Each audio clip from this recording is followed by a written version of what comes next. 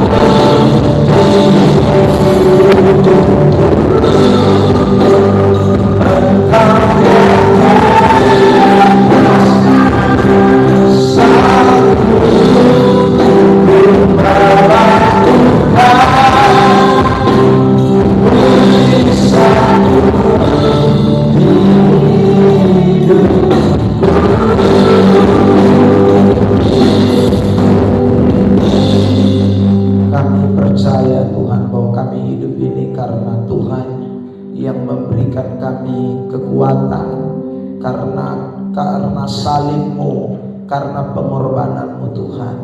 Kami bukan hadir karena kuat dan gagah kami, bukan karena hebat kami, bukan karena siapa kami, tetapi kami sungguh menyadari kami ada hari ini semua karena Kristus yang telah berkorban untuk kami. Terima kasih Bapa, kami sudah memuji menyembah-Mu Tuhan, dan telah tiba saatnya untuk kami dengarkan firman-Mu. Bicaralah, nyatakanlah, singkatkanlah apa yang menjadi pesan dan maksud Tuhan buat kami, sehingga dalam perayaan pada Jumat Agung hari ini kami semua boleh diberkati, dikuatkan oleh setiap bagian pemberitaan yang Tuhan mau seberangkan buat kami. Roh Kudus ada atas umat-Mu, ada atas hamba-Mu Tuhan. Terima kasih, kami siap dengar firman, mengucap syukur di dalam nama Tuhan Yesus Kristus. Semua yang siap diberkati pagi ini bersama saya kita katakan amin. Mari kita berikan tepuk tangan yang terbaik. Silakan duduk. Tuhan Yesus memberkati kita sekalian. Baik Bapak Ibu Saudara yang diberkati Tuhan, pada pagi hari ini kita ada di dalam ibadah perayaan Jumat Agung Paskah, yang mana Kristus telah mati buat kita sekalian. Kita bersyukur karena ini adalah salah satu perayaan terbesar di dalam kekristenan ya. Selain Natal ada Paskah, dan ini merupakan sebuah perayaan yang luar biasa. Nah saudara yang terberkati oleh Tuhan, pada pagi hari ini saya ingin mengajak kita untuk memperhatikan kitab Roma pasal yang ke-8 ayat yang ke-28 akan menjadi bagian khotbah yang kita perhatikan pada perayaan Jumat Agung hari ini. Roma 8 ayat yang ke-28.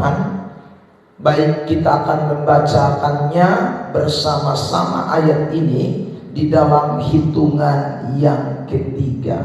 1, 2, 3. Kita tahu sekarang bahwa Allah turut bekerja dalam segala sesuatu untuk mendatangkan kebaikan bagi mereka yang mengasihi Dia, yaitu bagi mereka yang terpanggil sesuai dengan rencana Allah.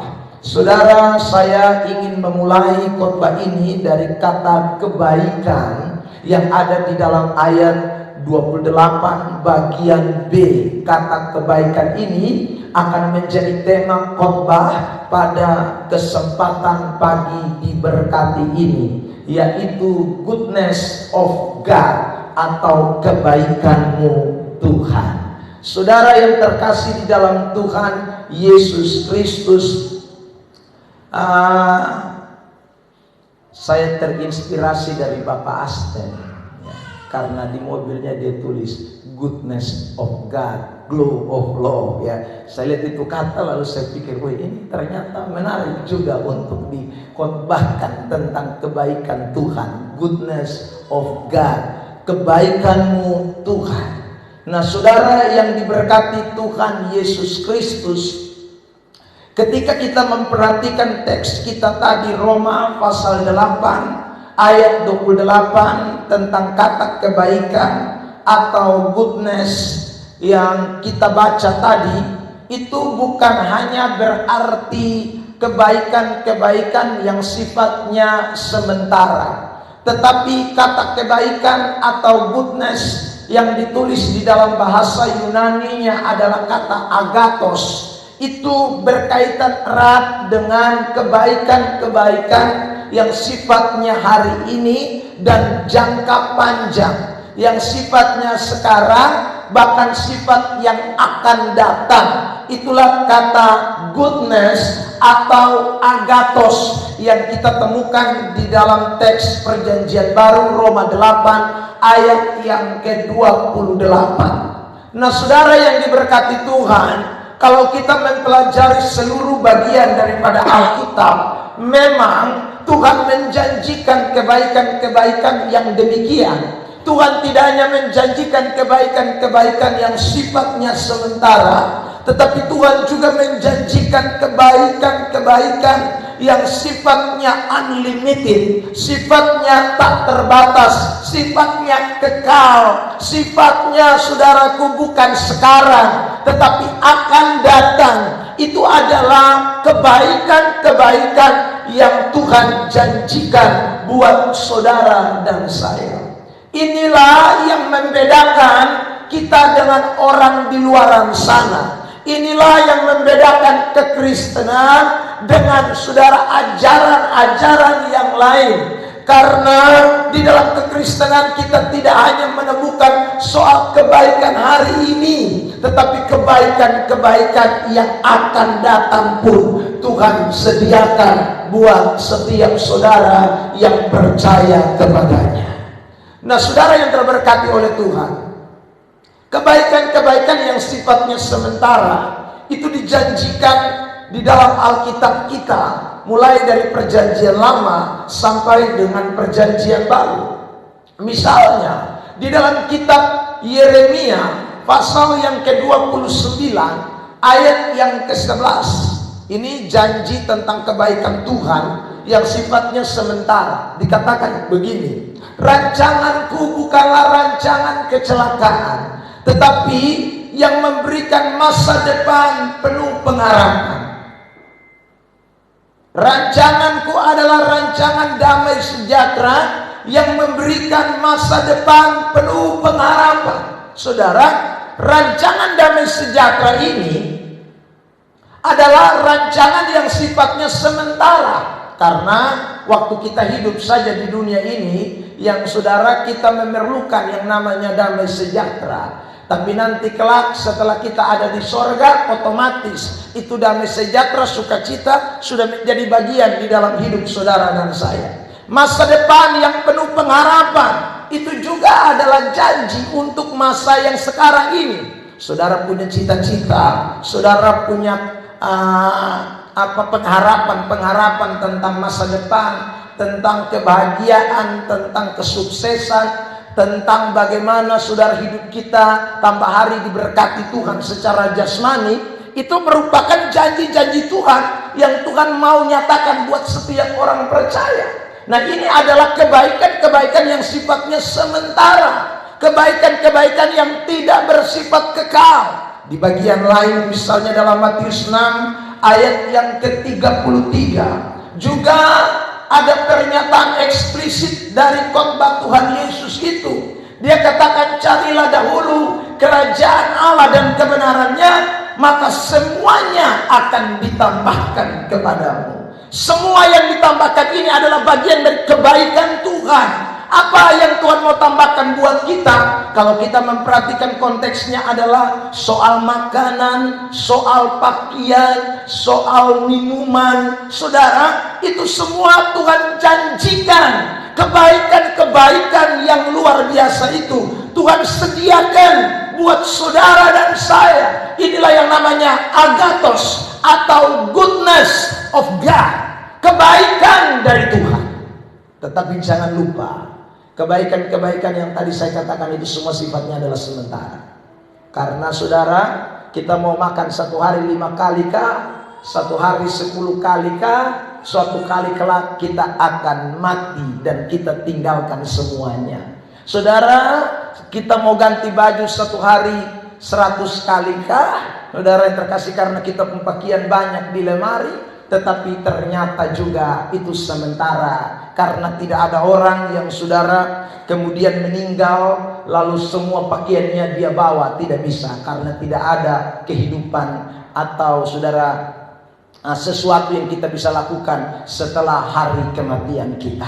Karena itu saudara yang diberkati Tuhan Yesus, kebaikan-kebaikan yang tadi saya sampaikan itu sifatnya adalah sementara saja. Sifatnya tidak permanen, sifatnya tidak kekal, tetapi itu bagian dari kebaikan Tuhan. Itu bagian dari goodness of God. Itu kebaikan agathos yang Tuhan kerjakan buat orang-orang percaya. Tetapi saudara, Agathos sekali lagi tidak hanya bicara sampai batas yang tadi saya katakan makanan, minuman, pakaian, tetapi agathos bicara lebih jauh. Kalau saudara dan saya hidup di dalam Kristus Yesus, Dia memberikan kebaikan yang tidak ada taranya, kebaikan yang tidak bisa dibandingkan dengan kebaikan-kebaikan yang sekarang saudara dan saya terima. Apakah itu? Kebaikan itu adalah bicara soal hidup yang kekal, bicara tentang sorga, bicara tentang kemuliaan Allah yang kelak kita akan sama-sama peroleh. Itulah goodness of God, itulah kebaikan Tuhan yang tidak ada taranya, di mana saudara dan saya diberkati bukan hanya secara jasmani, bukan hanya secara finansial, bukan hanya secara daging lahiriah kita, tetapi lebih daripada itu, kita diberkati juga secara rohani, di mana ada jaminan surga menjadi bagian hidup kita sekalian. Tepuk tangan yang terbaik buat Tuhan Yesus Kristus. Perhatikan ayat ini, misalnya Yohanes pasal 10 ayat yang ke-10, tampilkan di layar slide kita. Yohanes pasal 10 ayat 10 dibacakan buat kita sekalian. Pencuri datang hanya untuk mencuri dan membunuh dan membinasakan. Aku datang supaya mereka mempunyai hidup dan mempunyainya dalam segala kelimpahan.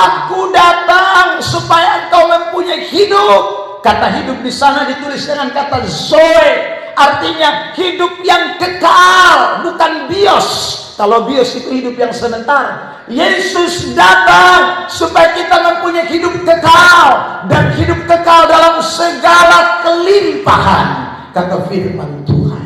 Saudara yang terkasih di dalam Tuhan, makanya satu kali kelak Yesus pernah bicara kepada murid-muridnya di dalam Yohanes 14 ayat yang pertama, kedua. Silakan dibacakan Yohanes 14. Janganlah gelisah hatimu, percayalah kepada Allah, percayalah juga kepadaku. Di rumah Bapakku banyak tempat tinggal. Jika tidak demikian, tentu aku mengatakannya kepadamu, sebab aku pergi ke situ untuk menyediakan tempat bagimu. Saudara lihat, Yesus bilang sama murid-murid, jangan gelisah hatimu, jangan takut dan gentar, karena aku pergi untuk menyediakan tempat bagimu. Ya, Yesus pergi untuk menyediakan tempat bagi kita. Jika sudah selesai, Dia akan datang kembali untuk membawa kita ke tempat itu, ke rumah Bapaknya. Dan itu adalah jaminan kebaikan, goodness. Itu adalah saudara yang diberkati, agathos, yang Tuhan sediakan buat saudara dan saya. Makanya kita bersyukur saudara, kita ada di dalam Tuhan. Kita tidak hanya menerima kebaikan-kebaikan yang sementara, tetapi Tuhan menjanjikan kepada kita kebaikan-kebaikan yang kekal, yaitu sorga, yaitu rumah Bapa, yaitu kemuliaan yang Tuhan sediakan buat saudara dan saya. Nah, karena itu saudara yang diberkati Tuhan, ayat tadi mengatakan Allah itu bekerja untuk mendatangkan kebaikan. Kebaikan yang mana? Kebaikan yang sekarang kita nikmati, dan juga kebaikan yang akan datang yang akan kita nikmati. Kebaikan yang sekarang yang saudara dan saya nikmati, tetapi juga kenikmatan yang akan datang, di mana saudara dan saya juga akan nikmati pada saat Kristus akan datang kembali yang kedua kali.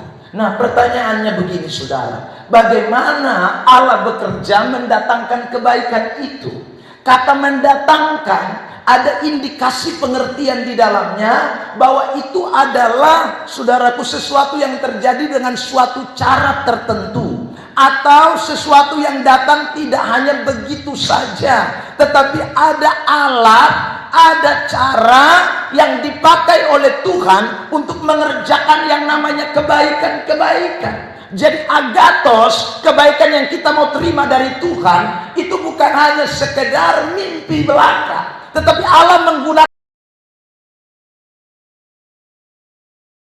cara-caranya. Allah menggunakan saudara bagaimana kebenaran-kebenarannya untuk membawa kita menikmati kebaikan-kebaikan itu. Nah, karena itu saudara, pada pagi hari ini kita mau memperhatikan kalimat yang Rasul Paulus tekankan ini di dalam kitab Roma 8 ayat 28. Kembali, Rasul Paulus mengatakan begini, dimulai dengan pernyataan, kita tahu sekarang, ayat 8, Roma 8. Kita tahu sekarang Allah turut bekerja untuk mendatangkan kebaikan. Saudara, dengan kata lain begini, kontrasnya atau kebalikannya, lawannya. Kalau orang tidak tahu, ya, kalau orang tidak mengetahui, maka dia akan berpikir bahwa semua kebaikan-kebaikan yang terjadi ini bukan goodness of God, bukan kebaikan dari Tuhan.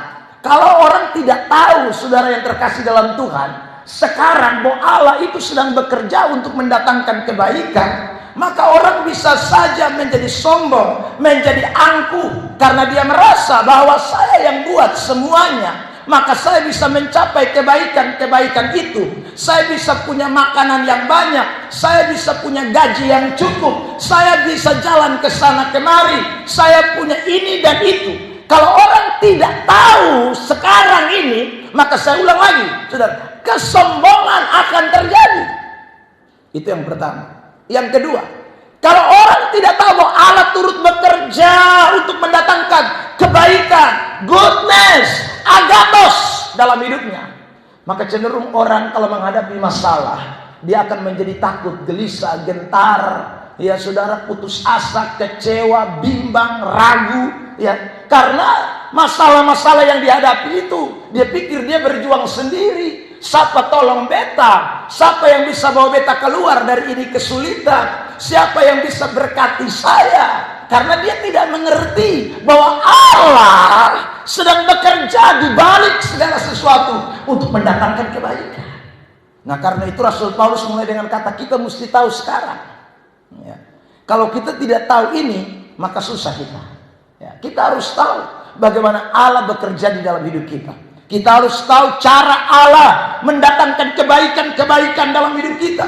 Sebab kalau kita tahu, saya ulang, kita akan semakin menyadari diri kita. Yang kedua, kalau kita tahu, maka saudara kita semakin bergantung dan berharap kepada Tuhan. Kalau kita tahu, kita tidak akan cemas, takut, gentar, dan bimbang. Kita akan penuh optimis, iman untuk maju, untuk terus bergerak ke depan. Karena kita tahu Allah sedang bekerja untuk mendatangkan kebaikan bagi setiap kita. Tepuk tangan dulu yang terbaik buat Tuhan Yesus Kristus. Bilang dulu sambil kiri kanan, kamu harus tahu. Kamu harus tahu. Nah, sekarang kita lihat apa yang Paulus katakan kita tahu sekarang. Mari kita selidiki ayat-ayat ini. Saudara, mulai dari kata yang pertama dari kitab Roma 8 ayat 1. Ya, kitab Roma 8 ayat 1. Saudara yang terberkati oleh Tuhan, mari kita lihat teks ini, Roma 8 ayat yang pertama. Ya. Dibacakan buat kita, silakan. Demikianlah sekarang tidak ada penghukuman bagi mereka yang ada di dalam Kristus Yesus. Demikianlah sekarang tidak ada penghukuman bagi mereka yang ada di dalam Kristus Yesus. Saudara lihat ini. Jadi sekarang yang kita harus tahu, yang Rasul Paulus tekankan di ayat 28, kita tahu sekarang. Apa itu sekarang itu? Ayat 1 menjelaskan, demikian sekarang kita tidak lagi di bawah penghukuman, tetapi kita ada di dalam Kristus. Ini kita harus tahu, saudara yang terkasih dalam Tuhan. Kenapa kita harus tahu ini? Karena rupanya ini adalah alat, ini adalah cara yang Tuhan pakai untuk mendatangkan kebaikan itu, untuk mendatangkan agathos itu. Tuhan hanya mengerjakan kebaikan agathos kepada setiap orang, setiap anak-anak yang menyadari, yang tahu bahwa dia tidak lagi ada di bawah penghukuman, tapi dia ada di dalam Kristus. Kalau saudara ada di dalam Kristus, maka percayalah kebaikan-kebaikan Tuhan akan nyata di dalam hidup saudara dan saya. Di luar Tuhan tidak ada kebaikan, saudara yang terkasih dalam Tuhan. Kalau toh ada kebaikan, itu kebaikan yang omong kosong. Kalau toh ada kebaikan di luar Kristus, itu kebaikan palsu. Kalau toh ada kebaikan di luar Kristus, itu kebaikan yang hanya mengelabui matamu. Kalau kau ada kebaikan di luar Kristus, itu kebaikan putar balik. Saya pakai itu bahasa lebih tepat, saudara. Jadi Anda jangan keliru bahwa Anda dan saya mengalami kebaikan-kebaikan, tetapi kalau kita tidak ada di dalam Kristus, karena saya ulang lagi, itu kebaikan palsu. Saudara terkasih dalam Tuhan, tidak ada kebaikan di luar Kristus, saudara, tidak ada. Alkitab memberi jaminan yang pasti buat kita sekalian. Kitab Yohanes pasal 15, ya, ayat yang ke-5 kalau saya tidak salah. Coba kita lihat dulu ini ayat. Saya mau membacakannya buat kita. Yohanes 15 ayat yang ke-5. Ya, betul. Tolong dibacakan buat kita. Yohanes 15 ayat 5. Akulah pokok anggur dan kamulah ranting-rantingnya. Barang siapa tinggal di dalam aku dan aku di dalam dia, ia berbuah banyak, sebab di luar aku kamu tidak dapat berbuat. Di luar aku, di luar Yesus, tidak ada orang bisa bikin apa-apa. Itu ayat bilang. Kalau saudara baca dalam kitab Kisah Para Rasul, di sana dikatakan begini, seperti yang dikatakan pujangga-pujangga, bahwa kita ini hidup bergerak di dalam Dia. Di luar Dia kita tidak bisa hidup dan bergerak. Saudara yang terkasih di dalam Tuhan. Karena itu, ingatlah baik-baik anak-anak Tuhan, tidak ada kebaikan di luar Kristus. Tidak ada kebaikan di luar Kristus. Karena itu saudara jangan pernah hidup ini di luar Kristus. Karena kalau saudara hidup di luar Kristus, saudara tidak akan melihat kebaikan Tuhan. Kisah Rasul 17 ayat 28. Dibacakan buat kita ayat ini. Kisah 17 ayat 28. Ya. Sebab di dalam Dia kita hidup, kita bergerak, kita ada, seperti yang telah juga dikatakan oleh pujangga-pujanggamu, sebab kita ini adalah keturunan Allah. Di dalam Dia kita hidup, di dalam Dia kita bergerak, kita ada. Di luar Yesus tidak bisa. Saudara terkasih dalam Tuhan, di luar Kristus tidak bisa. Saudara, kenapa demikian? Karena kita semua telah ditebus oleh Dia, dibeli dengan harga yang lunas dibayar.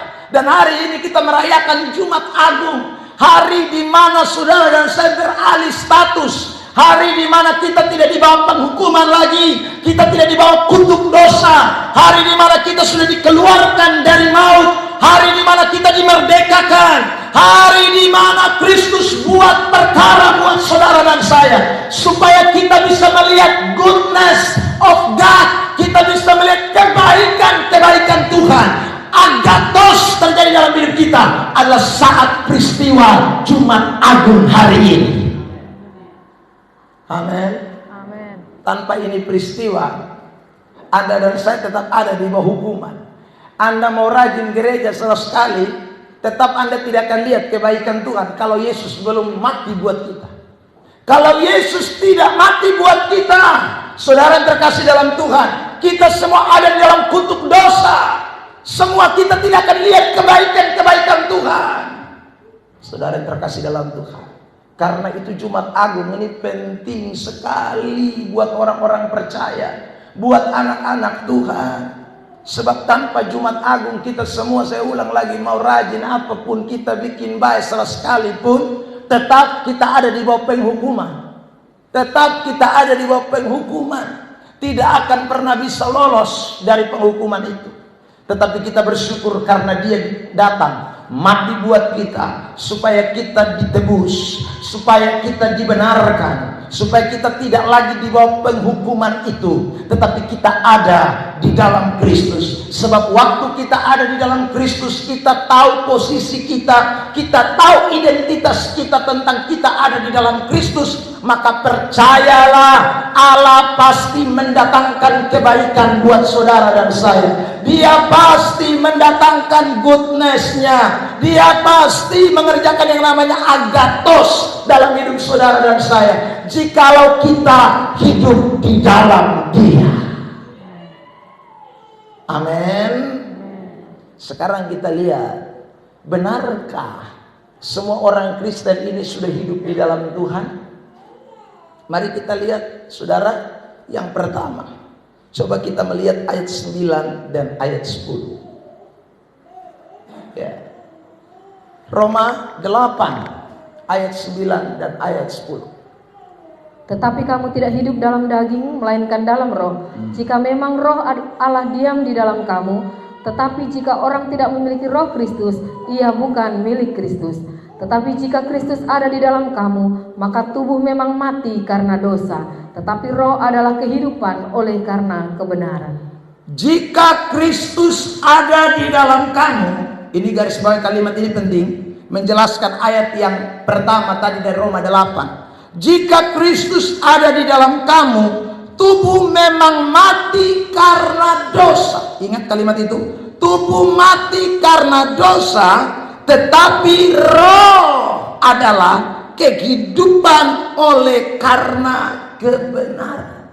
Jadi orang yang hidup di dalam Kristus, saudara baca mulai rentetan pasal 8 itu, ayat 1, 2, 3 sampai ayat 10 ini jelas. Dia bicara soal daging roh, daging roh, daging roh. Dan orang di dalam Kristus dia mesti mati, dia pun daging. Dia mesti tunduk, dia pun daging, saudara. Tetapi roh itu menghidupkan dia. Roh itu membangkitkan dia. Roh itu membuat dia hidup di dalam kebenaran.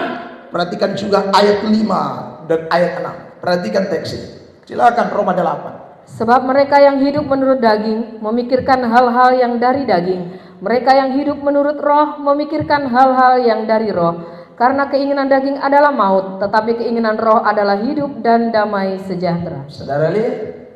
Jadi kalau kita hidup di dalam Kristus, kita tidak hidup di dalam daging, tapi kita hidup di dalam roh, di dalam kebenaran. Itu orang yang hidup di dalam Kristus.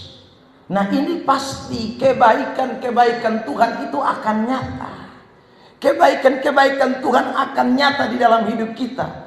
Jumat Agung mengingatkan kepada kita identitas kita sekarang, bahwa saya bukan lagi hidup di dalam daging. Ingat baik-baik, Jumat Agung ini mengingatkan identitas baru. Saya hidup di dalam roh, hidup di dalam kebenaran, hidup di dalam, saudara, firman Allah. Bukan lagi hidup di dalam daging. Jangan hidup di dalam daging. Saudara, itu sama saja dengan Anda mau salibkan Tuhan Yesus yang kedua kali. Yesus tidak akan pernah bisa disalibkan dua kali. Penyaliban cuma terjadi satu kali. Dosa datang ke dalam dunia oleh satu orang, satu kali masuk ke dalam dunia dan merajalela atas semua orang. Demikian juga Kristus mati satu kali, dikatakan di dalam Alkitab, tidak dua kali, untuk menebus dosa kita sekalian. Nah, ini yang kita mesti sadari tiap hari, termasuk hari ini dalam perayaan Jumat Agung. Ini mengingatkan kita kembali, pikiran kita disegarkan bahwa saya harusnya hidup di dalam Kristus, hidup di dalam kebenaran, bukan hidup lagi di dalam daging. Amin. Jangan sampai saudara rayakan Rabu Abu, habis itu Kamis Putih, habis itu Jumat Agung, ya saudara yang terkasih dalam Tuhan. Tetapi Rabu Abunya berubah menjadi Rabu coklat-coklat, ya, Kamisnya berubah dari putih menjadi Kamis hitam, ya saudara. Jumatnya bukan jadi Jumat Agung, Jumat najis, ya. Saudara yang diberkati Tuhan, hidup di dalam Kristus itu hidup yang tidak boleh lagi di dalam daging. Kita mesti sadari itu. Kalau mau lihat kebaikan-kebaikan Tuhan, kalau tidak mau lihat kebaikan-kebaikan Tuhan, ya kita kembali kepada hidup yang lama, saudara.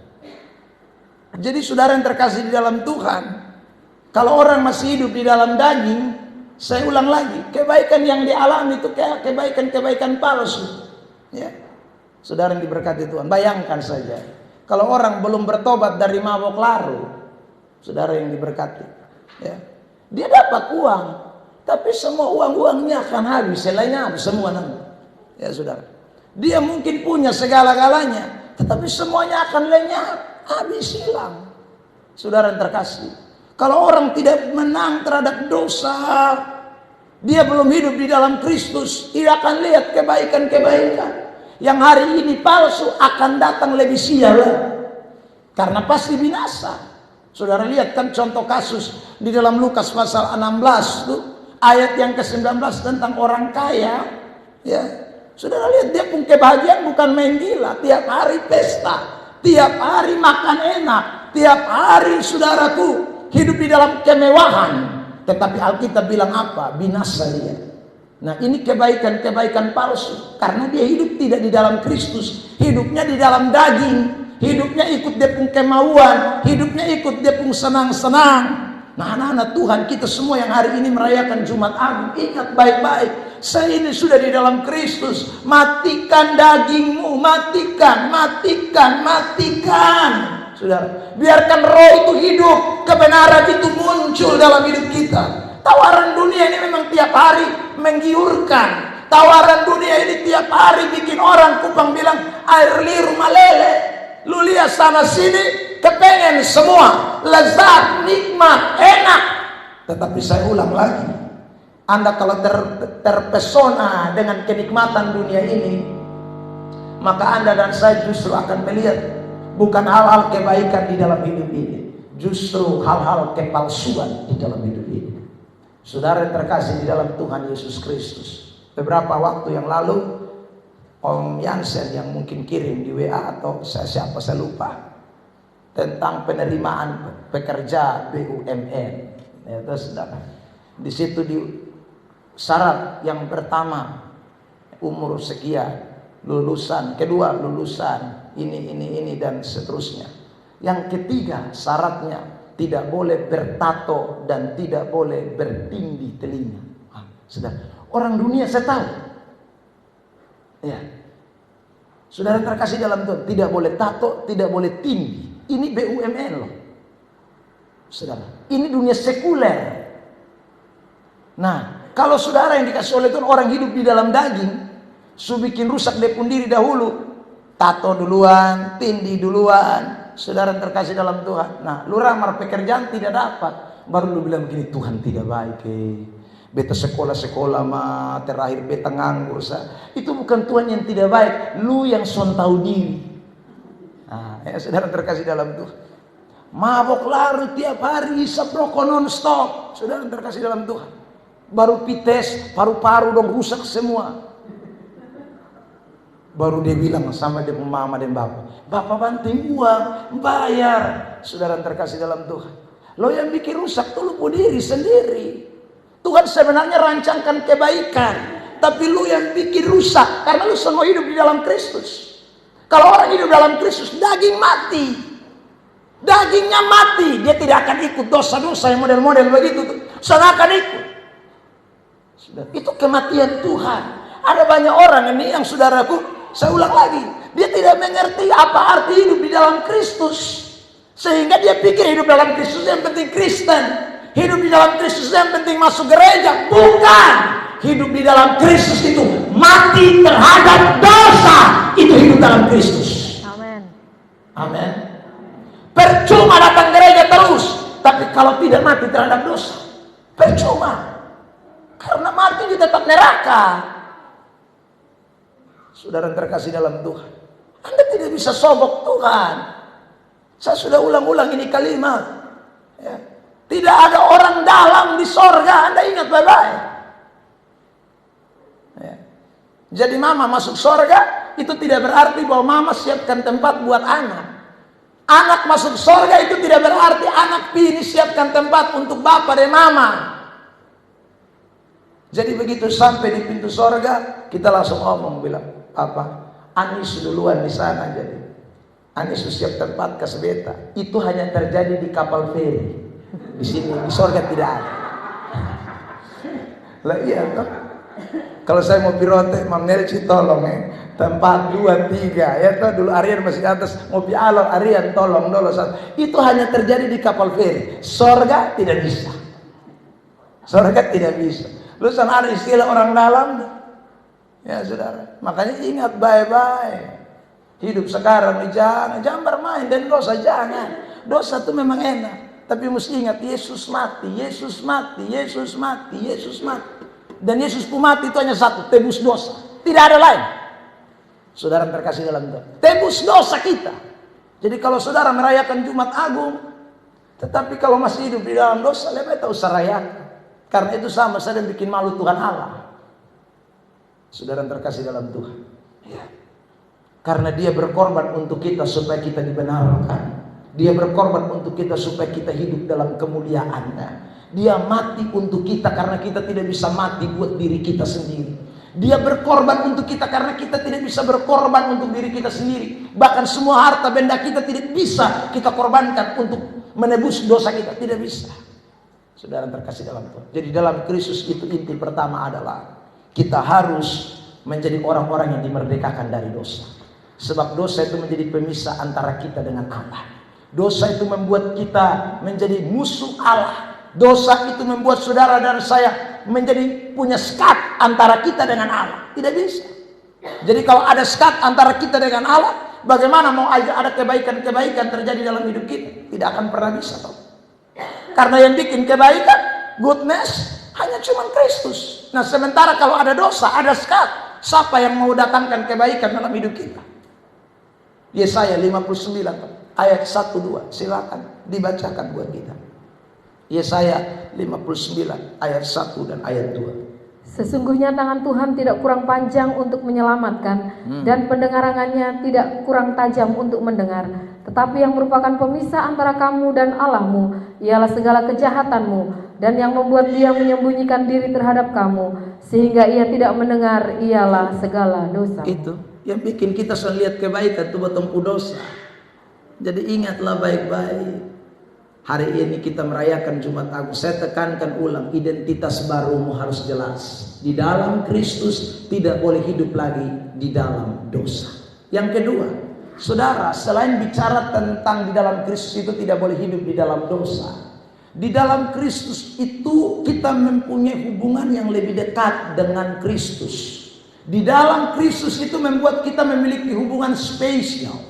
Bukan hanya bebas dimerdekakan dari dosa, tetapi kita mempunyai hubungan yang begitu spesial. Mari kita lihat ayat 14 dari kitab Roma pasal 8. Kitab Roma 8 ayat yang ke-14. Mari tampilkan, dibacakan buat kita. Semua orang yang dipimpin Roh Allah adalah anak Allah. Anak-anak Allah. Ini hubungan yang spesial. Jadi saudara lihat, ketika Alkitab bicara bahwa kita ada di dalam Kristus, kita ini adalah orang-orang yang dipimpin Roh Allah. Dan karena itu kita disebut anak-anak Allah. Ini kebaikan yang tidak ada tarafnya. Saudara yang terberkati oleh Tuhan, di mana ada anak yang minta roti, bapaknya kasih batu. Alkitab bilang dalam Matius pasal 7. Di mana ada anak yang minta ikan, bapak mama angkat ular kasih. Tidak ada. Hubungan bapak anak itu membicarakan tentang hubungan spesial.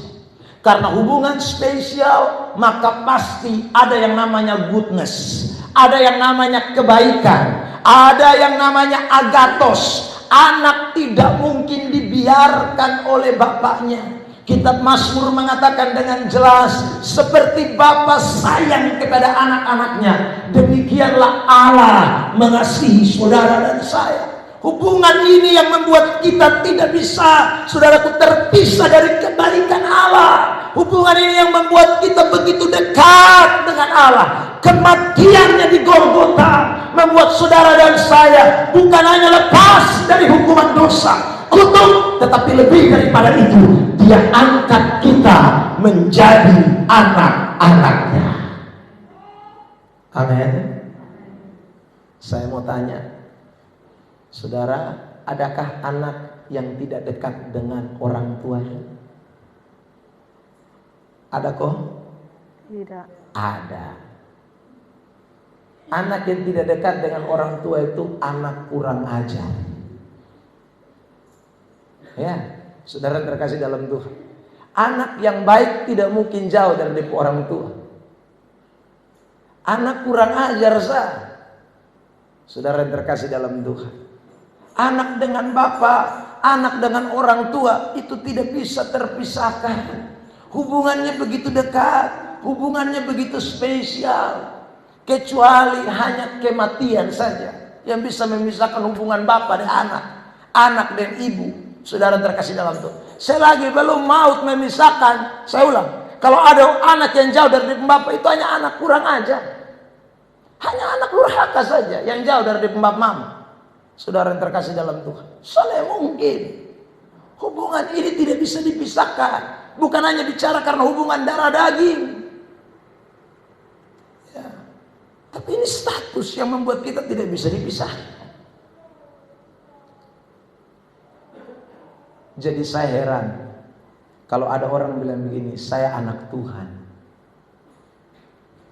Anak Tuhan tapi tidak berdoa. Anak Tuhan tapi datang gereja jarang-jarang. Anak Tuhan tetapi saudara yang diberkati Tuhan, bikin pola aneh-aneh dengan Tuhan Allah. Ya, saudara, ini sesuatu yang betul-betul sangat tidak memungkinkan kita disebut anak Tuhan. Anak Tuhan itu tidak bisa jauh dari Tuhan. Anak Tuhan itu begitu dekat. Makanya Yesus berkata, akulah pokok anggur, kamu tinggal di dalam aku dan aku di dalam kamu. Jadi bukan saudaraku, kita di dalam Tuhan, Tuhan di luar kita. Atau sebaliknya, Tuhan di dalam kita, kita di luar Tuhan. Tidak ada. Orang Kristen itu Tuhan di mana, dia di situ. Tuhan dengan dia itu tidak bisa dipisahkan. Itu kekristenan. Saudara yang terkasih di dalam Tuhan. Nah, itu hubungan anak Bapa. Itu hubungan Tuhan dengan kita. Jadi kalau orang di dalam Kristus, saudara, itu pasti orang itu mempunyai suatu hubungan yang begitu spesial. Dia tidak bisa jauh dari Tuhan. Jauh dari Tuhan 1-2 hari mulai ingat Tuhan kembali. Aduh, ingat Tuhan. Ya, orang kalau punya hubungan spesial itu begitu. Jauh ingat ingat kembali. Tapi orang kalau tidak punya hubungan spesial, ya sudah. Dia tinggalkan Tuhan itu gampang-gampang. Ya. Saudara yang diberkati Tuhan. Tapi hari ini firman Tuhan mengingatkan kita semua. Ingat, saya ada di dalam Kristus. Saya mau supaya saya melihat kebaikan-kebaikan Tuhan. Maka saya tidak boleh lupa, sekarang saya adalah anak-anak Allah. Sekarang saya bukan lagi hidup di dalam dosa. Sekarang saya dituntun oleh Roh Kudus untuk berjalan di dalam kebenaran setiap hari, setiap saat. Ini adalah cara Tuhan mendatangkan kebaikan. Jadi kalau setiap kita menyadari ini, itu klik gambarnya.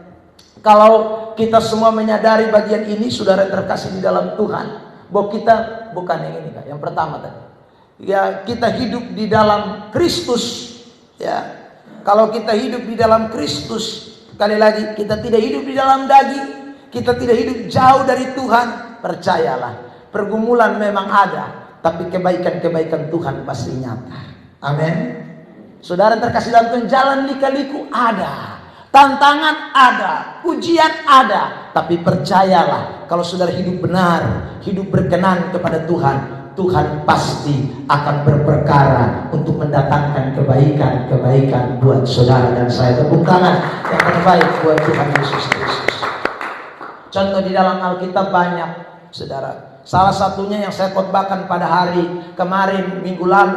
Minggu kemarin, saudara, tentang Daniel. Saudara lihat, Daniel berketetapan tidak menajiskan dirinya. Karena dia berketetapan tidak menajiskan dirinya. Saudara lihat, Tuhan bikin perkara. Ya. Padahal dia bukan orang Babel, dia orang Yahudi, tetapi Tuhan bisa buat kebaikan buat dia, angkat dia jadi bupati. Saudara yang terkasih dalam Tuhan, dia bukan orang pribumi, dia pendatang dari negeri lain, tapi Tuhan bisa bikin perkara, mengangkat dia punya posisi jabatan yang luar biasa. Saudara, kenapa? Karena dia taat hidup di dalam Kristus, dia tidak hidup di dalam daging. Saudara yang terkasih dalam Tuhan, masuk dalam gua singa, iya masuk dalam gua singa, tapi singa tidak bisa bikin apa-apa, karena Tuhan tahu melakukan yang namanya kebaikan, goodness buat dia, karena dia hidup tidak menajiskan diri di hadapan Tuhan. Jadi kalau saudara dan saya hidup ini kita jaga dengan baik-baik, saudara, tidak ada yang sukar bagi Tuhan. Anak-anak muda saya pesan buat saudara, masa depan itu tidak sukar bagi Tuhan, tapi yang bikin sukar itu adalah diri kita ini yang tidak mau lepas dari dosa, yang tidak mau keluar dari perbudakan dosa. Itu yang membuat hidupmu jadi susah. Orang tua juga dengar baik-baik, tidak susah bagi Tuhan untuk buat berkat-berkat dalam hidup kita. Tetapi adakah saudara mulai ambil keputusan, saya mau dekat dengan Tuhan, hidup saya bergantung kepada Tuhan, setia dengan Tuhan, hanya hidup di dalam Kristus. Tuhan tidak tinggalkan saudara. Ingat baik, engkau anak-anaknya. Amin. Saudara yang terkasih dalam Tuhan. Tapi kalau kamu jarang sekali untuk dekat dengan Tuhan, ya minta maaflah. Saudara yang diberkati, sukar kita melihat kebaikan-kebaikan itu. Sukar kita melihat campur tangan itu. Sukar. Karena kita sendiri yang memang tidak mau hidup di dalam Dia. Di luar Kristus kita tidak bisa buat apa-apa. Di luar Kristus kita tidak bisa buat apa-apa. Saudara yang diberkati Tuhan. Karena itu ingat baik-baik poin ini. Hiduplah di dalam Kristus. Yang kedua, bagaimana Tuhan mendatangkan kebaikan dalam hidup kita? Yang kedua adalah kita harus siap hidup di dalam penderitaan. Saudara, kalau kita hidup di dalam penderitaan, maka itu pasti akan melahirkan yang namanya kebaikan. Kenapa harus penderitaan? Karena Allah mau bekerja buat saudara dan saya lewat penderitaan. Allah tidak mengerjakan sesuatu tanpa kebaikan, tanpa penderitaan. Ini dalam konteks kekristenan ya. Dalam konteks kekristenan, semua kebaikan itu akan muncul setelah melewati yang namanya penderitaan. Tanpa penderitaan tidak ada kebaikan. Kalau orang mengalami kebaikan tanpa penderitaan di dalam kekristenan, maka saudara sedang ditipu oleh setan. Saudara sedang terperangkap dalam jerat iblis. Karena iblis selalu menawarkan hal-hal yang baik tanpa proses, tanpa penderitaan, tanpa pergumulan. Itu setan. Tapi kalau ikut Tuhan, setiap kebaikan, goodness of God, kebaikan dari Tuhan itu selalu muncul lewati setiap proses penderitaan dan tantangan. Amin. Loh, ini Alkitabiah loh. Lo mesti ingat ini. Mari kita lihat ini ayat Roma 8, 18 dan 22. Roma 8 ayat 18 terlebih dahulu. Roma 8 ayat 18. Jemaat bersama kita membaca teks ini. 1, 2, 3.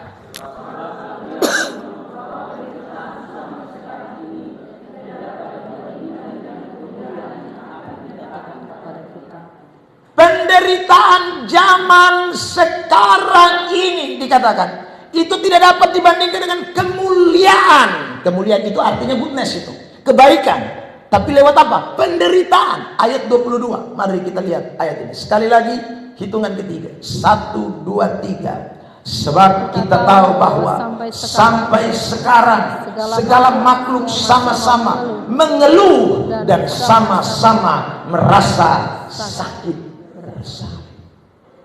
Jadi kalau orang tidak mau mengeluh dan tidak mau sakit bersalin, maka saudara terkasih dalam Tuhan itu sama saja dan dia tidak mau menderita.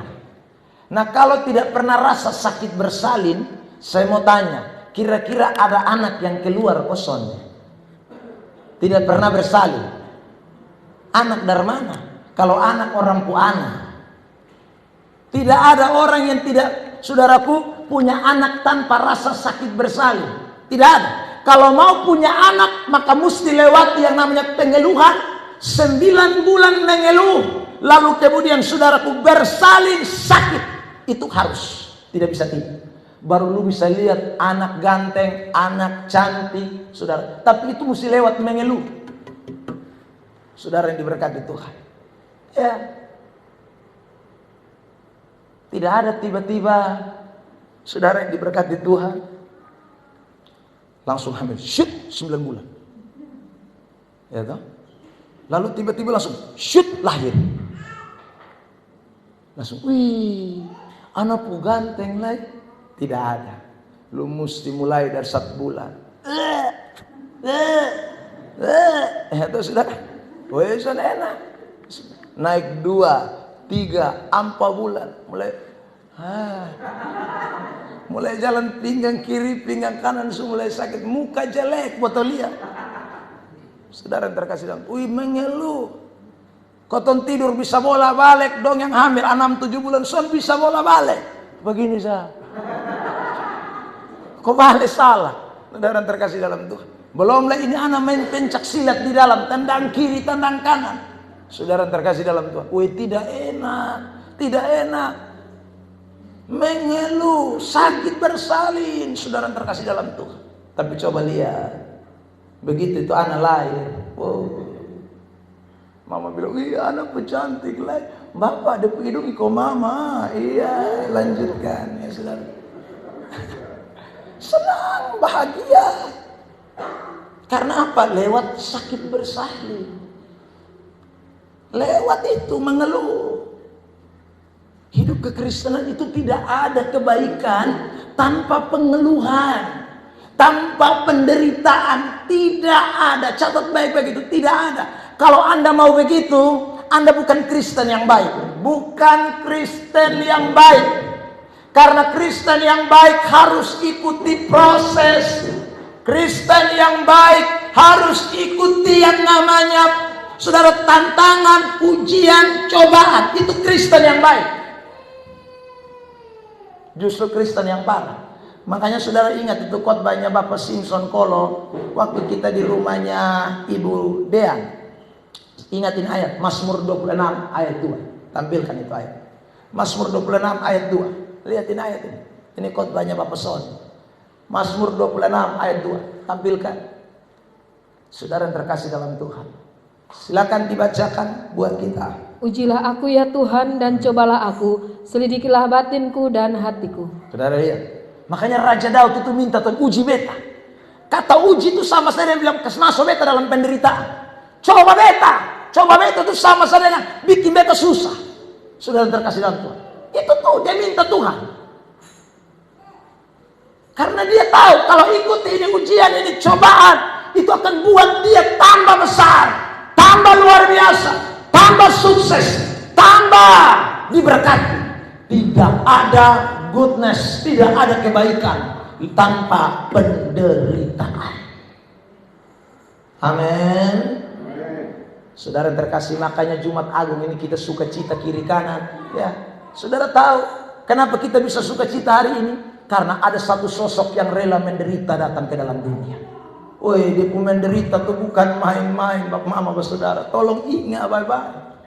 Yang kau senang sekarang ini hari ini, itu karena dia pun menderita yang sudah jadi.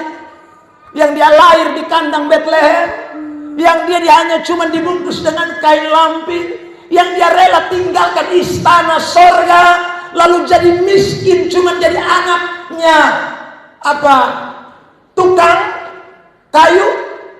Dia rela lahir dari seorang perempuan bukan perempuan kaya, bukan dari kota besar, tapi dari kota kecil di Galilea. Saudara terkasih oleh Tuhan, Nazaret Galilea. Dia rela pikul salib bukan karena dia pun salah.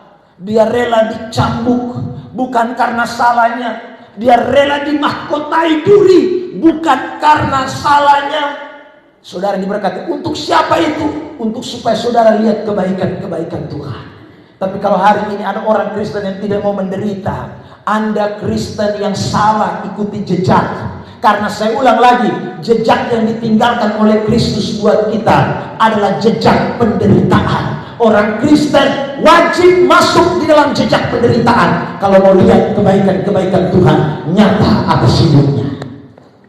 Lihat aja 1 Petrus 2 ayat yang ke-19, 20, 21. 3 ayat dibacakan buat kita dari kitab 1 Petrus 2. Sebab adalah kasih karunia jika seorang karena sadar akan kehendak Allah menanggung penderitaan yang tidak harus ia tanggung. Sebab dapatkah disebut pujian jika kamu menderita pukulan karena kamu berbuat dosa? Tetapi jika kamu berbuat baik dan karena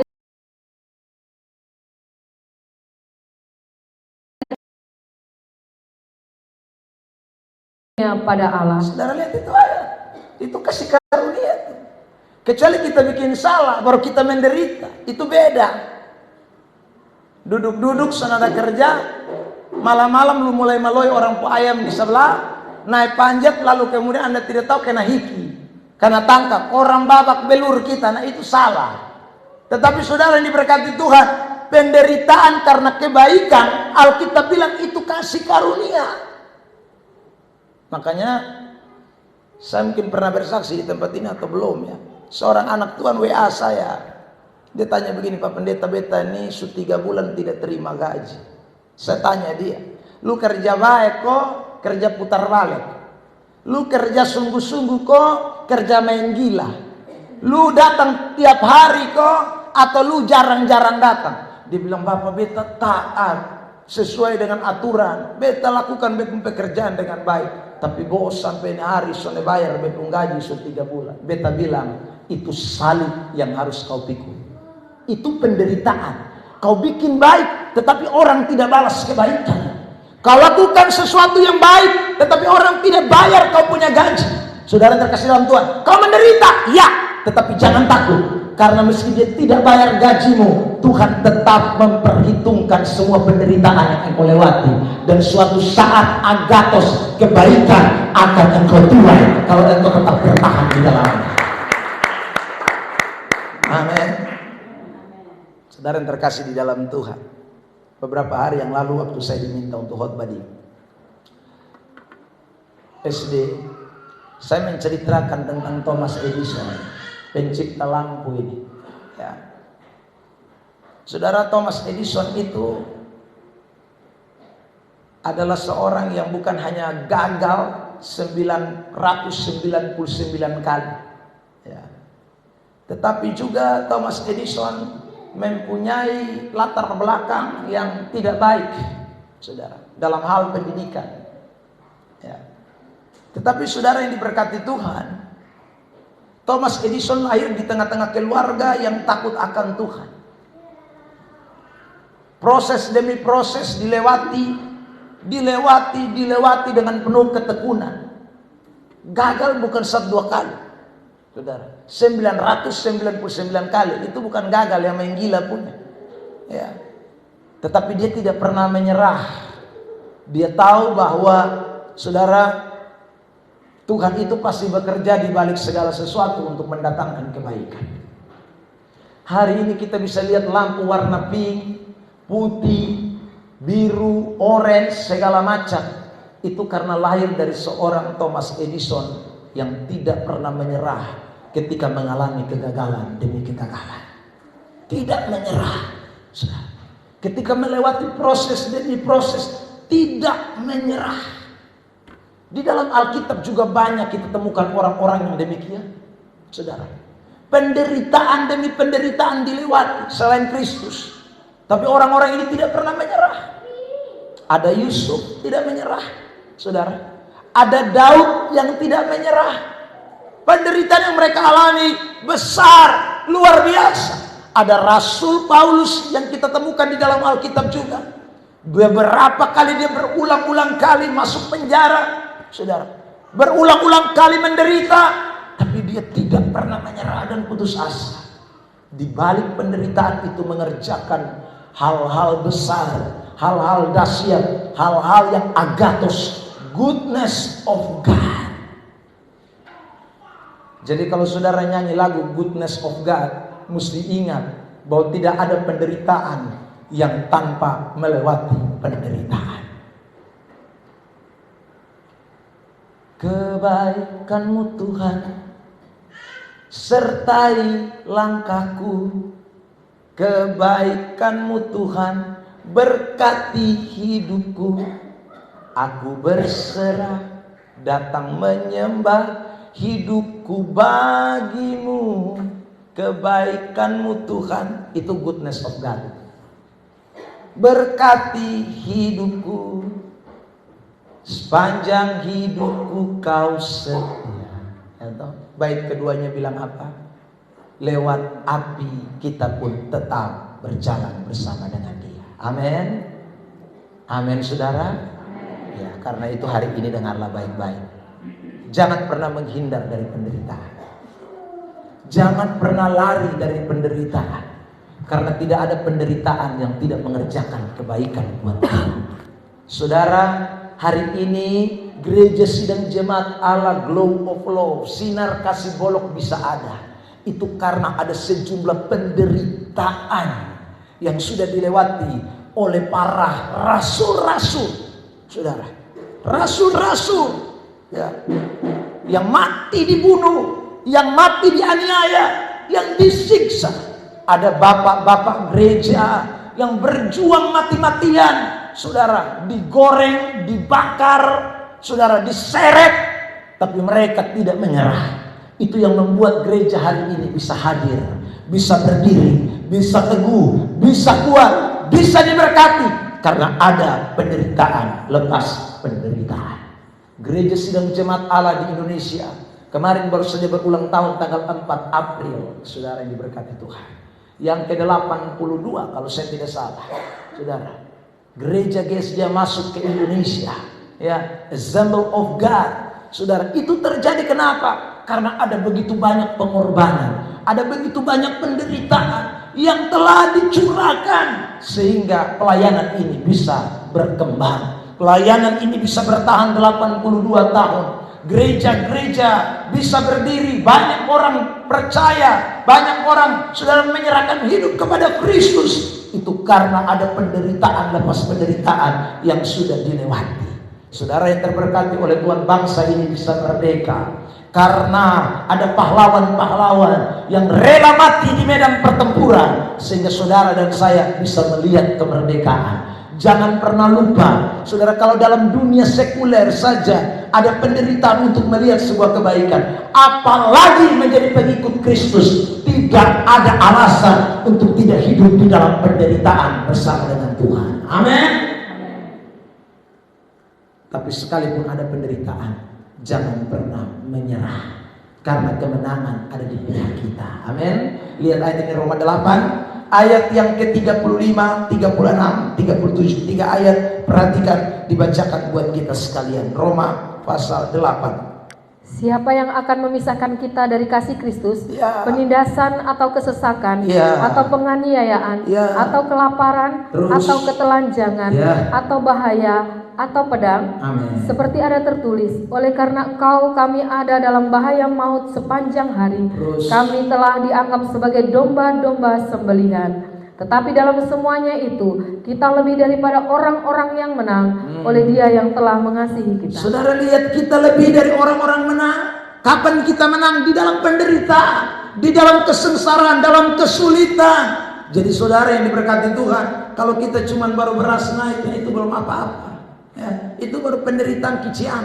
Ya, belum lapar, belum telanjang kita. Saudara yang terkasih dalam Tuhan, penderitaan kita ini belum seberapa.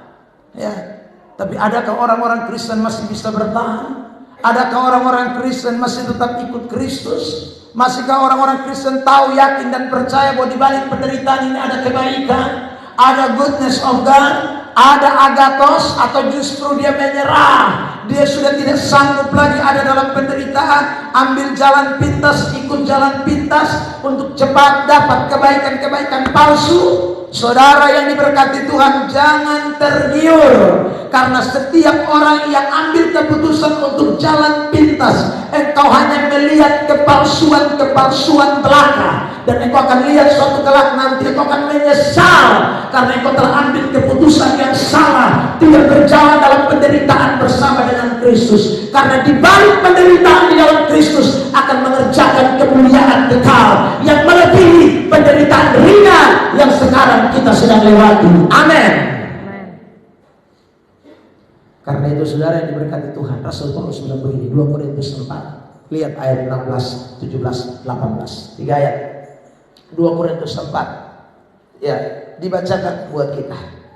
2 Korintus 4 ayat 16. Sebab itu kami tidak tawar hati, tetapi meskipun manusia lahiriah kamu semakin merosot, namun manusia batinilah kami dibaharui dari sehari ke sehari. Terus. Sebab penderitaan ringan yang sekarang ini mengerjakan bagi kami kemuliaan kekal yang melebihi segala-galanya, jauh lebih besar daripada penderitaan kami. Saudara lihat itu. Sebab kami tidak memperhatikan yang kelihatan, melainkan yang tak kelihatan. Karena yang kelihatan adalah sementara, sedangkan yang tak kelihatan adalah kekal. Penderitaan kita sekarang ini tidak sebanding dengan kemuliaan akan datang. Contoh yang jelas itu Lazarus. Ya, saudara lihat Lazarus kan? Wih, kasihan, menderita mau mati punya. Makan juga hanya jatuh dari orang pumeja. Ya, rumah tidak ada. Ya, saudara yang diberkati, wih hidupku sengsara, mati punya sengsara. Tapi begitu dia meninggal, Alkitab berkata di dalam kitab Lukas pasal yang ke-16 itu, ayat yang ke-21 apa? Ya, 22. Ya, saudara terkasih, dia dibawa ke pangkuan Abraham. Waktu senang di sana. Hidup sukacita di sana, tidak lagi seperti waktu dia di bumi. Padahal di bumi sengsara minta ampun. Rumah tidak ada, makan tak ada, pakaian compang-camping, sakit tidak sembuh. Aduh saudaraku, susah lagi, menderita mati punya. Tapi setelah dia meninggal, Alkitab berkata dia ada di pangkuan Abraham. Dia menikmati sebuah kemuliaan yang tidak ada taranya. Karena itu saya mau pesan buat saudara, jangan mau dapat hal-hal yang baik tetapi sifatnya hanya sementara. Jangan tergiur dengan kebaikan-kebaikan palsu, lalu kemudian saudara tidak mau hidup di dalam penderitaan. Ya, saudara tidak mau hidup di dalam proses Tuhan karena saudara mau lihat kebaikan-kebaikan sementara. Orang yang mau kebaikan-kebaikan sementara, dia tidak akan hidup di dalam proses Tuhan. Kenapa? Begitu hidup susah, dia ambil langkah, dia ambil cara. Bagaimana ya supaya kita bisa hidupnya tidak susah? Oh, betul, isi KPI. Kalau kita isi KPI 100, hasilnya 10 juta. Ya saudara, wah lebih baik ikut itu. Ya, isi pertama betul, tembus, lalu dapat 10 juta. Isi kedua gagal, isi ketiga gagal, keempat gagal, sampai uang 10 juta habis lagi. Isi tambah lagi, tetap gagal terus. Saudara terkasih dalam Tuhan, kebaikan palsu yang Anda dapati. Ada banyak orang pikir, wih, kalau kita hidup dengan gaji 1-2 juta, waduh kapan kita bisa hidup maju? Tidak bisa. Aduh, korupsi lah kita, makan doi gampang. Saudara terkasih dalam Tuhan, supaya hidup tambah enak, supaya tambah jaya, orang yang kejar kita mesti lari lewat orang lain. Saudara, Anda ingat, itu kebaikan palsu. Kebaikan palsu. Karena Anda tidak mau menderita. Makan gaji 1 juta kan susah, makan gaji cuma 2 juta kan susah. Lebih baik cara kotor dong, saudara. Ada begitu banyak orang, saudara diberkati Tuhan, tidak mau hidup di dalam penderitaan. Karena itu dia kerja semua waktu. Senin, Selasa, Rabu, Kamis, Jumat, Sabtu, Minggu, dia fight semua supaya kita jangan mati kelaparan. Saudara, kalau kau lupa Tuhan, Anda ingat baik, kau cuma nikmati kebaikan palsu. Sebentar lagi ingat, lu mati lu mau pi mana ambro ama dengar baik-baik. Saudara yang diberkati Tuhan, karena lu hanya pikir ini perut yang sementara. Ini perut yang sementara, Anda pikir, lupa yang kekal. Tidak mau menderita. Ya saudara, sungguh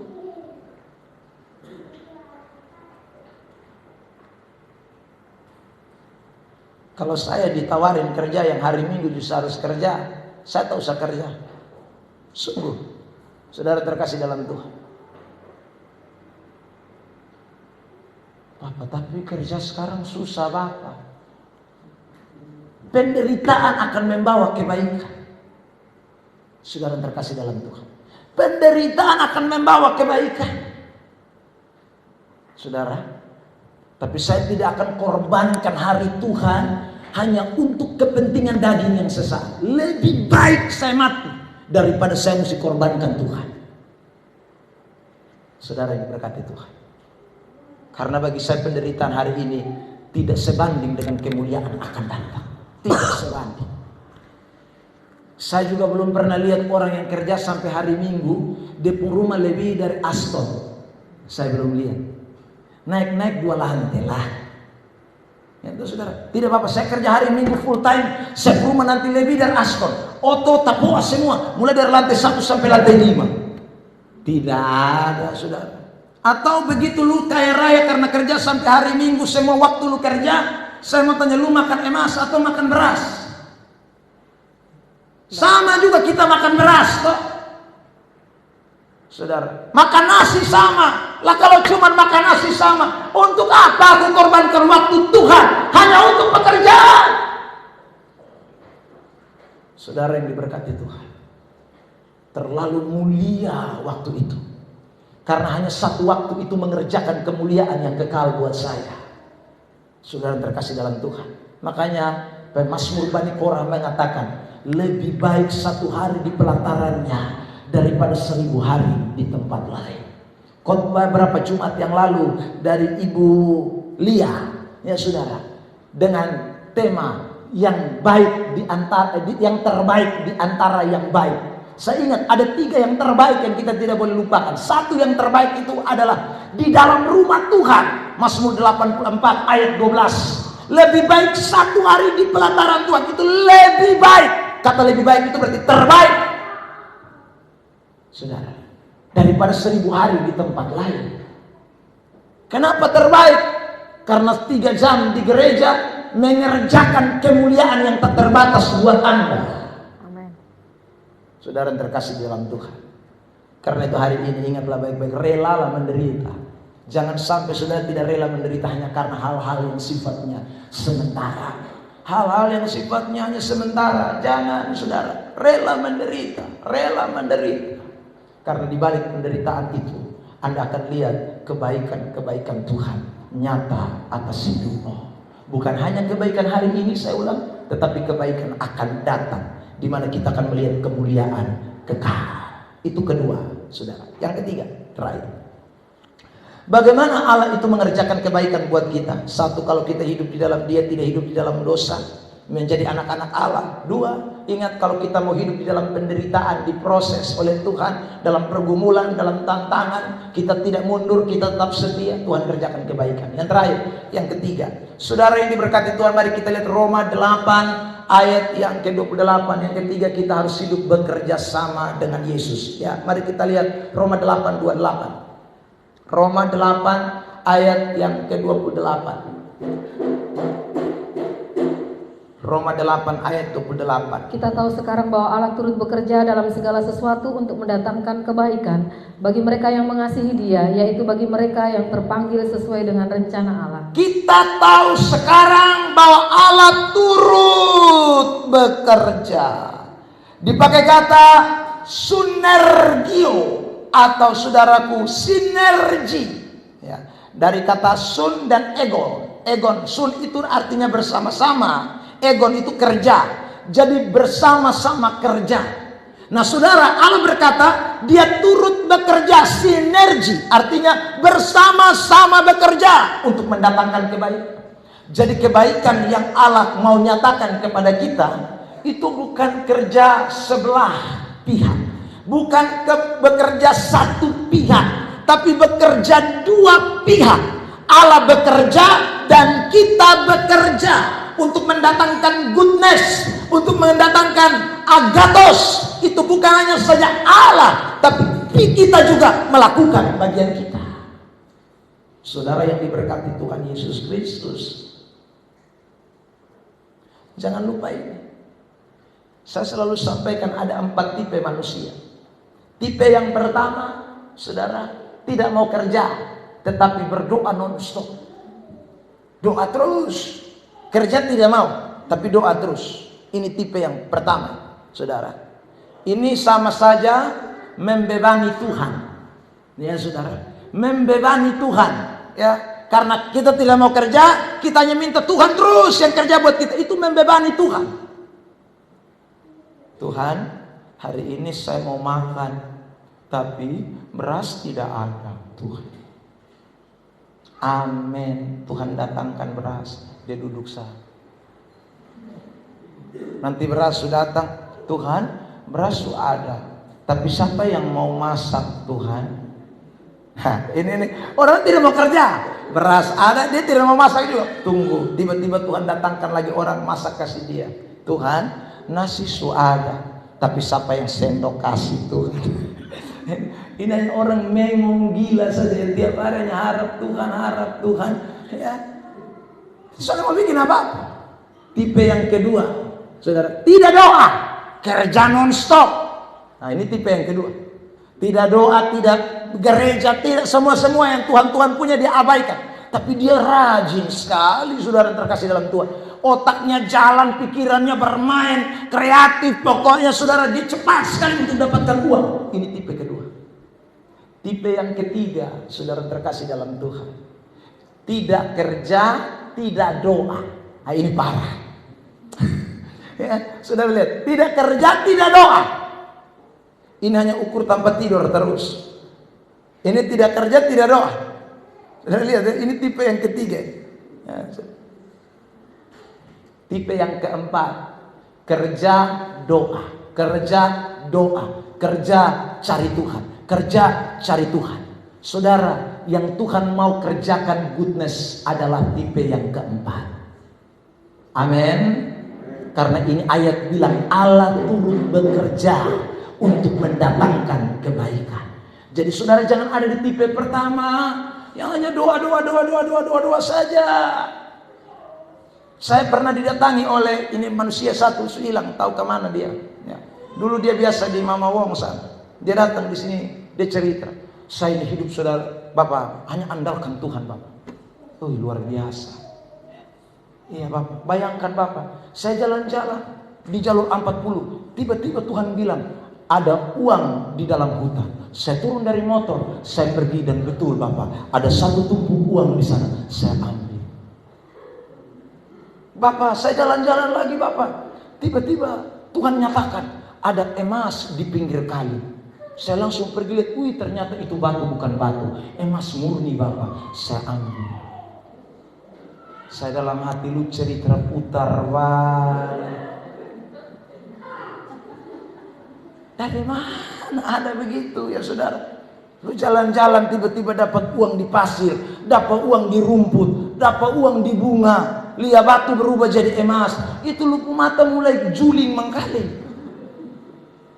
Tuhan tidak pernah bikin mujizat begitu saudara yang terkasih di dalam Tuhan. Allah itu turut bekerja untuk mendatangkan kebaikan. Ingat baik-baik. Allah bekerja untuk mendatangkan kebaikan. Bekerja mana? Bekerja sama, bukan bekerja sendiri. Saudara yang diberkati oleh Tuhan Yesus Kristus.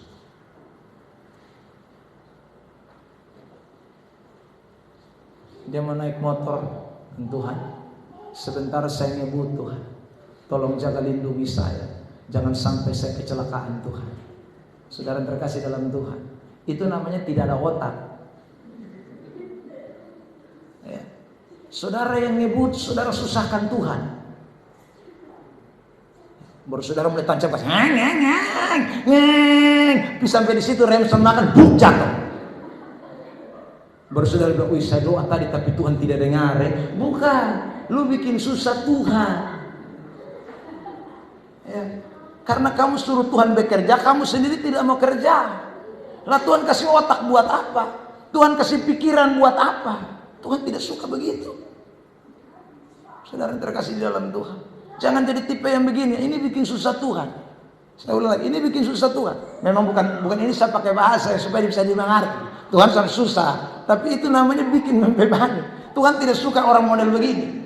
Tipe yang kedua, ingat baik-baik, saudara terkasih dalam Tuhan. Ya, orang ini kerja terus, tapi tidak mau ingat Tuhan. Waduh, Alkitab sudah bilang Yeremia 17, terkutuklah ayat 5-6 toh. Terkutuklah orang yang mengandalkan kekuatannya sendiri, yang hatinya menjauh dari Tuhan. Dia tidak akan melihat keadaan baik. Itu ayat jelas itu. Jadi jangan coba-coba andalkan kekuatan sendiri lalu Anda lupa Tuhan. Anda pun hidup nanti tidak akan baik.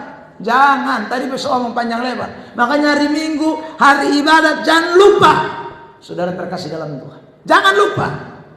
Utamakan Tuhan. Cari Tuhan. Lebih penting dari semuanya itu.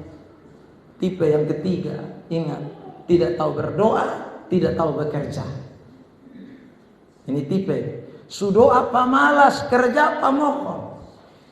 Yang lebih parah kalau dia makan nomor 1. Itu kepala sakit. Sudah diberkati Tuhan. Ya. Kerja itu adalah bagian daripada kreatif hidup. Ya.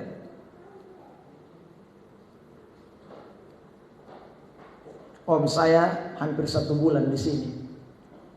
Saudara terkasih dalam Tuhan. Dia lihat saya pagi, sore, siang, malam, pagi, sore, siang, malam, tidak tahu berhenti. Saudara. Lalu satu kali kami duduk makan, dia bilang begini, "Wih, Om ini orang kerja. Maka kalau lihat lu begini nih, Om ju rasa kayak berat Ya saudara terkasih dalam Tuhan. Karena memang saya tidak mau jadi orang malas. Kerja tidak ada yang saya bikin jadi kerjaan. Saudara terkasih dalam Tuhan. Jangan jadi orang malas. Karena Tuhan tidak berkati orang malas. Tuhan tidak mau kerjakan kebaikan buat orang malas. Saudara yang diberkati. Pelayanan jalan, khotbah jalan, kerja jalan. Karena saya tahu rahasia Tuhan bekerja itu adalah kalau kita turut bekerja bersama Tuhan. Tuhan melakukan bagian Tuhan, saya melakukan bagian saya. Apa yang saya bisa saya buat, apa yang tidak saya bisa sudah saya serahkan sama Tuhan. Tapi kalau selagi saya masih bisa melakukan, saya akan lakukan. Saudara terkasih dalam Tuhan. Yang penting jangan jual diri, itu saja. Jangan bikin yang aneh-aneh. Kita mesti jadi orang yang begitu. Ya. Jadi kalau kita hanya HG, orang bilang HG, harap gampang. Waduh, bertempuh hidup nanti begitu terus. Soalnya lihat kebaikan. Soalnya akan lihat. Batang mesti lihat kebaikan Tuhan kalau batang kerja. Ya, saya sudah bersaksi di hari Selasa kemarin dalam ibadat rumah tangga. Saya start mengajar di STI Kupang 2013. SK keluar jadi dosen tetap 2023. Saudara, berapa tahun saya mengabdikan diri tanpa mengharapkan apa-apa? Tidak. Lain orang mengkali begini honor begitu suka lain. Saya tidak honor juga, hanya pergi mengajar saya. Karena tidak ada SK honor, tidak ada SK kontrak, tidak ada. Tapi saya tahu ini bagian yang saya harus kerjakan. Waktu saya melakukan bagian saya, Allah melakukan yang saya tidak bisa lakukan. Saudara yang diberkati Tuhan, ingat itu baik-baik. Lakukan bagian saudara dengan baik-baik. Karena Tuhan sedang memperhitungkan setiap jerih lelah saudara. Tuhan memperhitungkan jerih payah saudara dan saya. Tidak ada satu perkara pun yang mustahil. Saudara yang diberkati Tuhan. Karena itu saya pesan yang kedua, yang ketiga terakhir. Ingat, mari kita semua bekerja. Lakukan bagian kita. Saudara sebagai PNS, kerja bagian saudara dengan baik. Yang wira swasta, kerja bagian saudara dengan baik. Tapi ingat, kerja jangan lupa Tuhan. Karena Allah itu juga bekerja di balik kita. Kita kerja, Allah kerja. Kita kerja, Allah kerja. Saudara yang diberkati. Kita kerja, Allah kerja.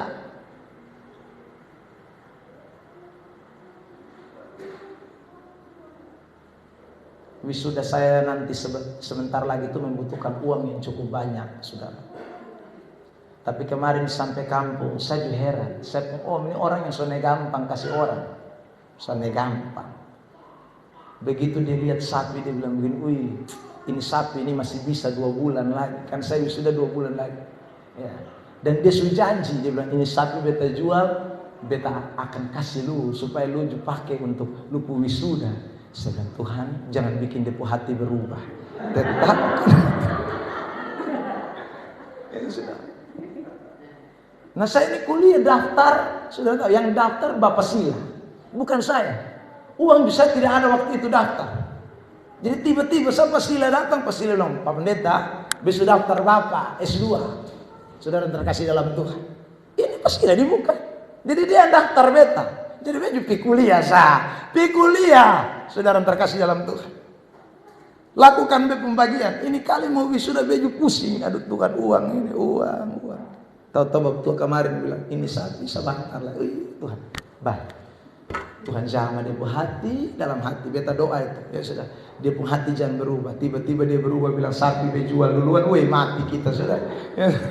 Ya, tapi percayalah Allah turut bekerja untuk mendatangkan kebaikan. Amin. Ya, saudara diberkati Tuhan, lakukan bagian kita. Tapi karena mana pastilah tiba-tiba bisa saudaraku mau bayar saya uang pendaftaran awal. Saudara, dia akan datang lihat plafon. Dia bilang, ini plafon juga gak? Bapak beta yang main, bapak punya sudah. Ya sudah, bepi kerja duit, besan minta harga, justru minta uang. Sonde, saudara, beta lakukan dengan tulus, ikhlas, kerja sendiri. Pasang morki kaki kanan. Sudah waktu tiba-tiba bilang, padahal saya cuma bincang-bincang dengan dia, ya, untuk S2 itu. Dan sudah bapak beta atur nanti semua. Dia daftar, dia minta beta pun semua ijazah S1, lalu kemudian KTP KK, dia daftar beta. Lakukan bagian kita, Tuhan akan lakukan bagian Tuhan buat kita sekalian. Amin. Ya, jadi jangan hanya di sini otak hanya uang sah. Apa-apa kerja uang, apa-apa kerja uang. Anda tidak akan lihat kebaikan. Lakukan dulu, Allah akan melakukan bagian yang tak terbatas buat saudara. Amin. Nah, saudara yang diberkati Tuhan itu ingat baik-baik. Jadi jadilah orang Kristen yang punya pikiran, saudara, jangan pikirannya seperti orang dunia. Pikiran anak Tuhan itu beda. Kita harus tahu bahwa kita tidak pernah sendiri. Ada Tuhan di balik setiap perkara. Ada Tuhan di balik setiap perkara. Yusuf kerja tidak pernah percuma, saudara. Untuk jadi orang nomor 2 di Mesir, dia mesti dari pembantu dulu. Pembantu kerja. Saudaraku yang diberkati Tuhan, tidak ada bilang ini dia kerja pemalas jadi pembantu. Pembantu dia kerja rajin. Saudara masuk penjara kerja rajin. Terus kerja rajin. Akhirnya Tuhan angkat. Saudara yang diberkati Tuhan, lakukan bagian saudara. Allah pasti akan melakukan bagian Allah buat saudara dan saya. Amin. Makanya tidak ada pemabok, saudaraku, masa depan bagus. Suram pasti. Ya, karena apa? Karena kerjanya mabok. Mau masa depan bagus karena mana? Hari ini lakukan bagian saudara dan jangan pernah lupakan Tuhan. Karena di balik kita bekerja, Allah turut bekerja untuk mendatangkan kebaikan. Tepuk tangan yang terbaik buat Tuhan Yesus Kristus.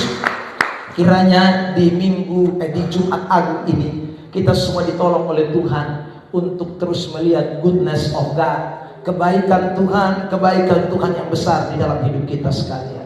Karena dia tidak pernah berjanji lalu berdusta.